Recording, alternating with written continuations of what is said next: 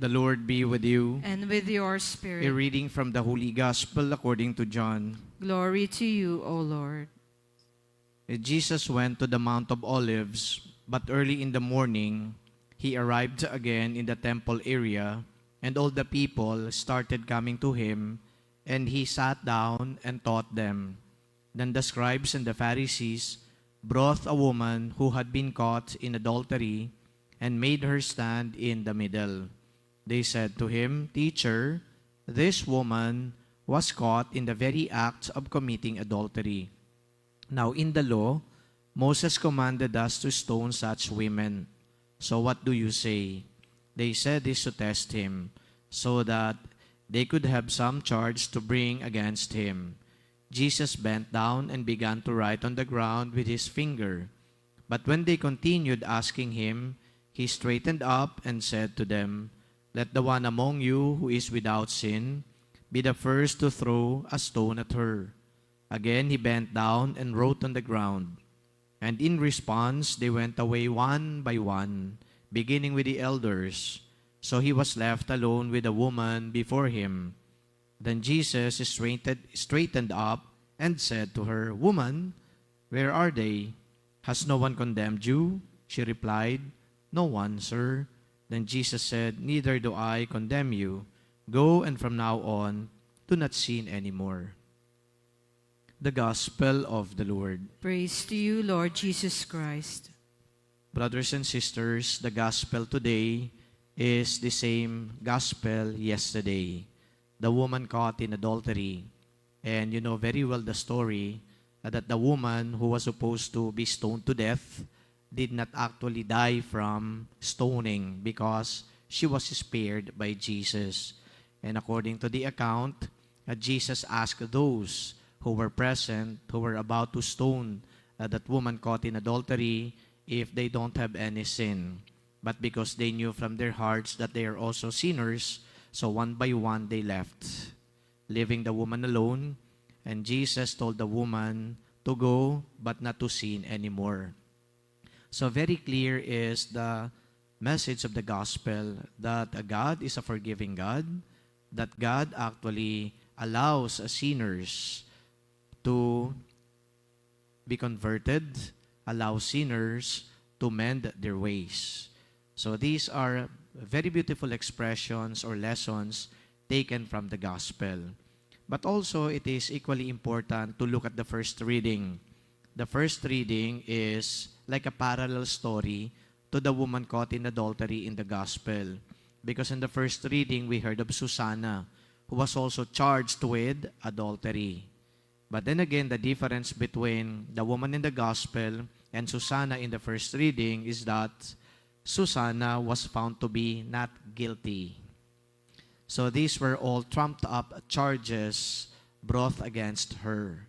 In contrast, the woman in the gospel was indeed caught committing adultery, but Susanna was just actually accused of committing adultery. And the good thing about the first reading was that God knew the truth. And so God spared Susanna from the imposition of the death penalty. In both ways, the woman in the gospel, in both cases rather, the woman in the gospel and then Susanna were both spared. And it is because God intervened on their behalf. It is very clear from this message, especially from the first reading, that God knows the truth. Some people may just actually bring charges against us. Maybe these charges are not actually founded on truth, but God knows the whole truth. And sometimes, we have recourse to our God when it comes to these matters. We just simply say, alam ng Diyos ang totoo, kaya bahala na ang Diyos. We usually say that especially if we are accused of doing something. Accused of doing something, but in truth, we did not do it. Kaya uulitin ko, ang madalas na sasabihin natin, bahala na ang Diyos sa kanila. At totoo nga, bahala na ang Diyos dahil alam ng Diyos ang katotohanan. At hindi lang alam ng Diyos ang katotohanan, batid din ng Diyos kung papaano magiging accountable yung mga tao na humusga o di kaya naghain ng mga maling paratang.